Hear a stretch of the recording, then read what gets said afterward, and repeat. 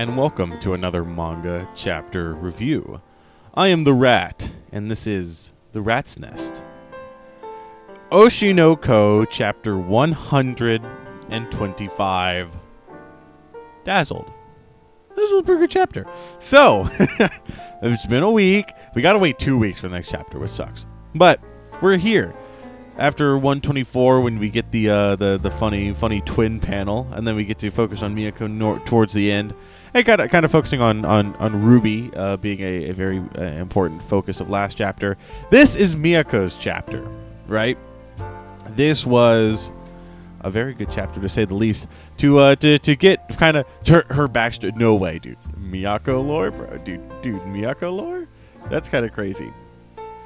So, this was a good chapter. Right, we finally get a focus on Miyako. We get kind of her past, why she's here, kind of the beginning of her relationship with Ichigo. We also see that they met each other last chapter, right? But here they are. They formally interact, right? And I enjoyed it. This was a good chapter. It went by extremely fast. I guess weekly chapters always do go by fast whenever you're looking forward to them. So, without further ado, let's just get right into it. So, we come in exactly where we left off last time. Ichigo runs out, and Miyako goes, "Wait, bartender, I'll be back." Yeah. And the bartender looks and goes, "Tokyo is a small world after all." So then we see Miyako chasing after him. She throws her shoe at him, L, and then she goes, "At last, I found you." And then she mounts him, "Ayo." Dude, call me Ichigo. Oh my gosh. And so we go, this is a very good chapter for her, right? So she goes, "How do you think I felt all this time? You gave up on our promise. What have you been doing all along, you idiot?" Oh, promise, that's interesting. I was like, am I forgetting something? But no, here we get it all, right? All the promise stuff is here in the episode. And we get the Miyako flashback, right? So he goes, "The lights of Tokyo that I saw for the first time were sparkling bright from top to bottom.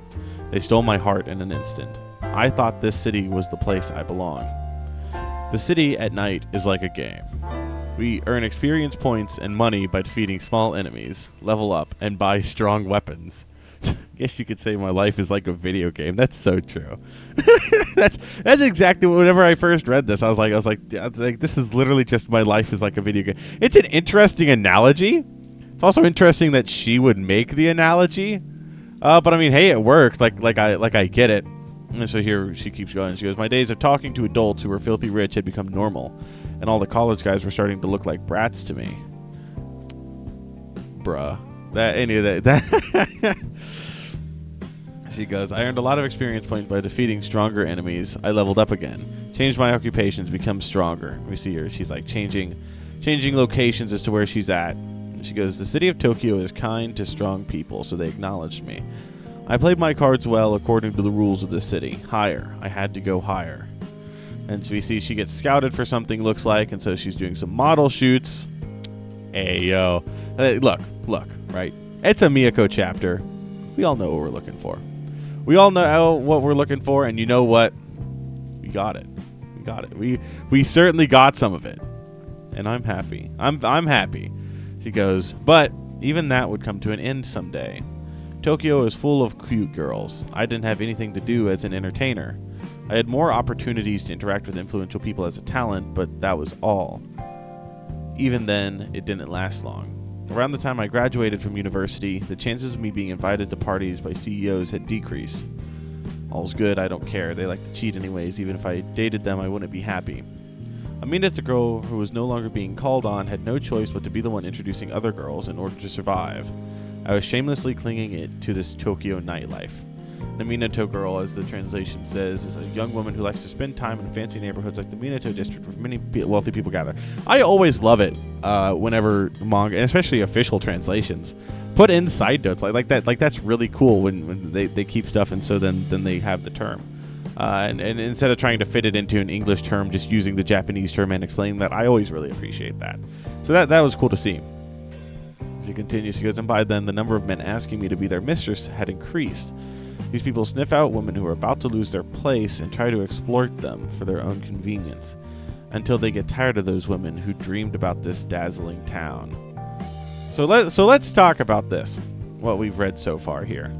I really like all of this. Oshinoko, right?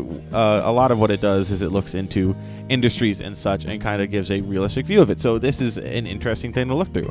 I didn't even know that Minato girls existed. But it's interesting, right? She comes here for university, and she goes and she hangs out to get money and to get more influence, to be around more influential people. She goes higher and higher. My life is like a video game, trying hard to beat the stage, all while I am still collecting coins. I think it's really interesting to look into the mindset of it. Especially, we see at the beginning she's more hopeful about it and more like, had to go higher. She gets called for the shoot, and then she goes, but even that would come to an end someday. And so I feel like this also ties into kind of what is happening with Ruby, right? And we get more of her ideas kind of like on but where Miyako herself has been kind of in a lesser version of what Ruby's in now, but has been in that, okay, I'm a young girl, right? I'm out here, going around, my popularity is increasing, and it plateaus and it drops, right? So she's experienced that. So whenever she is like in last chapter talking about Ruby and being like, she has to do this now, she has to take advantage of this now because it's not going to last forever. She's saying that from a point of experience, and I think that that's really cool. And so we can kind of see how, she wasn't just Ichigo's wife and then she took over the company. She had some hands-on experience kind of with the industries here herself before she even met Ichigo. And so I think that the experience that she got here and seeing that, it ties back into how she is experienced, to kind of have that experience and just know, instead of just seeing it, right, through Strawberry Productions, talents and stuff, instead of just seeing it there, experiencing it herself. And I think that that's cool, and I think that adds a lot to what she can do, and then what that, and and it also shows, she's getting disillusioned, right? This is another important thing, I think, is where she's like, okay, she's a bit disillusioned towards all this. She came here as a dazzling town, but then, get the last lines. These people sniff out women who are about to lose their place and try to exploit them for their own convenience until they get tired of those women who dreamed about this dazzling town. Then Ichigo comes and, like, quote unquote, saves her. But it's because she was about to just become another cog in the machine, and then Ichigo pulled her out. Right? And I think that's really interesting because we, don't get to see much of their relationship aside from really the beginning.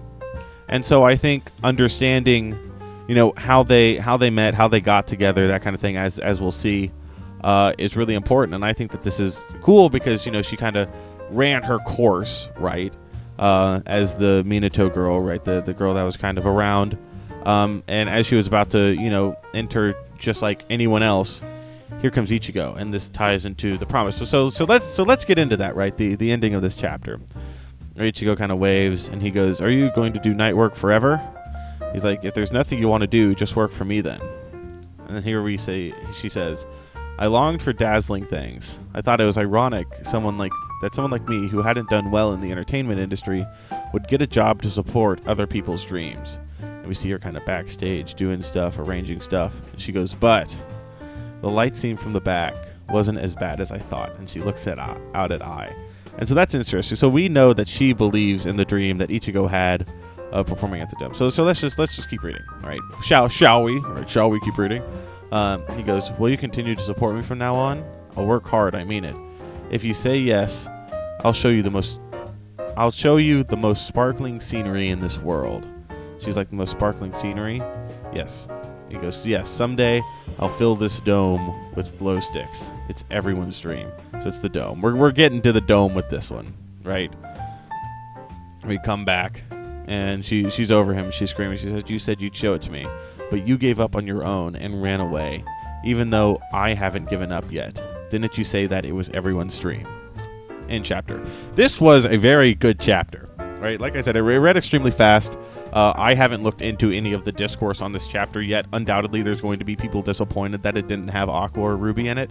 But I absolutely loved it, right? I'm too cool to be distracted by that. I enjoy Oshinoko for Oshinoko, right? But no, this was a great chapter for Miyako's character. I think that it was great. So yeah, so kind of like we were talking about with Ichigo, right? Where he's obviously a very important part of her character and how she became to be who she is. that she loves sparkling things, right? That's her thing that we see in this chapter. The chapter is called Dazzled. Haha, cool, right? So we see that she loves sparkling things. And so through this, we get to see how she was in the entertainment industry in her own way, right? And who's doing that? She was brought out of it kind of by Ichigo by working for him. And she saw the light that I provided. And she saw the potential there.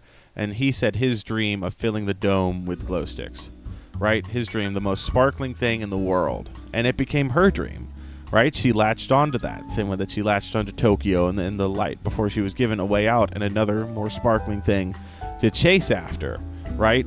And then even after he left, she believed in this dream to the point to continue Strawberry Productions, to raise Aqua and Ruby, to spearhead their careers, right? To spearhead the careers of others.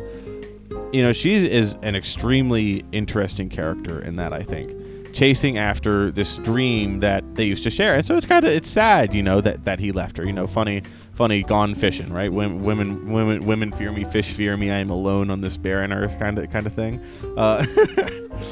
You know, I think that it is an extremely interesting, and going forward, seeing how does Ichigo come back into this, because we also see here Miyako kind of break down, right? She's finally on equal footing with someone. You know, she can't really be like this around Aqua and Ruby, right? Because they're her kids. So here she is. She's with the guy who pulled her out and then showed her how much more sparkling things can be, right? How much more dazzling things can be. But he abandoned her, right? And left her to her own devices. She's been stressed out. Here she does. She breaks down. And she's like, I haven't given up yet. You gave up on the dream, right? I haven't given up on the dream yet, though. Like, I want to see that. His dream has become her dream. And that's really cool. Just the transferal of dreams there, and it's become her own. And at this point, really, she's worked more towards it than he has, I'd say. And so really, it's more her dream now than it ever was his. And I think that's an extremely interesting thing, getting a dream from another person, and then that dream becoming your own through not only just your actions, but also theirs. I think that this chapter is written very well. And, you know, we don't get much of Ichigo's perspective here, right? Maybe that's next chapter we get Ichigo's perspective. But I'm really looking forward to it. You know, Miyako lore, right? Backstory, that kind of thing. That was great to see. It's great to see, okay, why has she done this? Because she believes in seeing all the sparkling, right? The dazzling lights of the dome, right? And obviously, she's a mother to Aqua and Ruby, right? That's another aspect that isn't focused on in this chapter. It doesn't need to be focused on in this chapter, right? That was last chapter. Was kind of more of a focus on that. But this was her like motivation for this. I think that it's really good. I think that it's really well written. That we get to see finally her be like, you know what? Like you might have given up on your dream, right? I haven't. Like, you lied to me, right? You said we would do this together, but I haven't given up on the dream. You left, but I'm still here. And I think that this is great characterization. Like I said, I'm really looking forward to seeing where it goes going forward, to seeing what kind of role Ichigo plays going forward. Is this talk by her going to revitalize his dream as well? Is it going to revitalize that? You know, how is his talks with Aqua and Ruby going to affect that? Because arguably he knows them better than Miyako does. Because he's seen Dark Ruby, right? He knows that Aqua is going to, you know, planning to kill his dad, and he knows his father's name.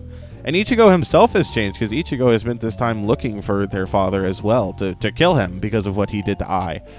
You know, I think that's going to be extremely interesting to see just how Ichigo's character reacts to all this and picks up, and what kind of a role he plays going forward. I think that is just going to be very, very fun with chapter 126 in 2 weeks, dude. Oh my gosh, I hate it. I hate the bi-weekly devil, dude. The bi-weekly devil sucks. But oh well, what can you do? Chapter 126 in 2 weeks. Aqua and Ruby are going to make out, and it's going to be extremely hot. And but Akane is still going to win, because Akane is best girl. Anyways, if you're this far in the video, obviously there's something you like, so make sure to like, subscribe, and leave a comment telling me what your favorite part of this chapter was, because it was a very good chapter. So thank you all for watching. I hope you all enjoyed, and I will see you all next time. Bye bye.